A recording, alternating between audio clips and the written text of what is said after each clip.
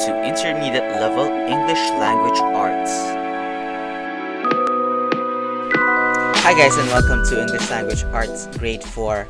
Our topic for today would be recognizing the subject and the predicate of sentences. Alright, so for us to be able to understand this properly, let's first try to understand first the different things. Here, we have to understand first what is a sentence. A sentence, guys, is a group of words with a complete thought and have two parts. So again, it is a group of words, right? And not only should they be just a group of words, they should have a complete thought. Now, it says there are two parts. What are these two parts? These two parts are the subject and the predicate. The subject, guys, is the part of the sentence that contains the subject of the sentence. Or, when you say subject of the sentence, this is the main topic and or the doer of the action. Why is it and or? That's because sometimes some sentences do not have a doer of the action. Right? So example, your ELA teacher is handsome. There's no action being done there. Right? So there, the subject is still the one that's being talked about. The main topic of the sentence. That is the subject. Next, the predicate. The predicate is a part of the sentence that completes the thought of the subject.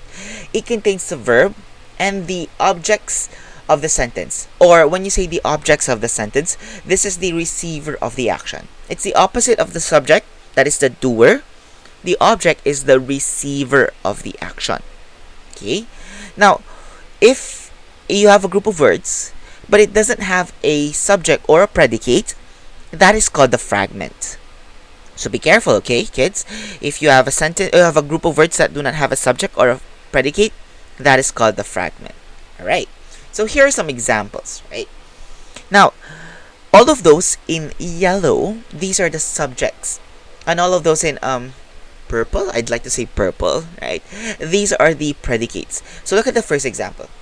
Maglev means magnetic levitating train. Magnetic levitating train. So here, we have this example, right? The subject is just one word, maglev. Whereas the predicate, means magnetic levitating train. How about in the next one? The train tracks are above the ground. Here, right, you now have a group of words for the subject, the train tracks.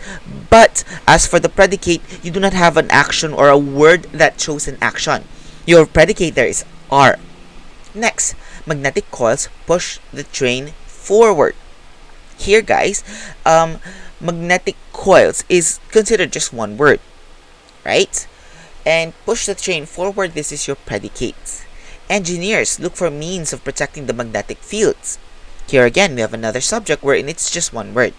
And sometimes you could even have subjects that are pronouns. Example, the fifth one, we hope to ride in such a train in the future. Okay. What do you notice about the predicates? When you have a predicate or when you are trying to identify the predicate, kids, look for the verbs.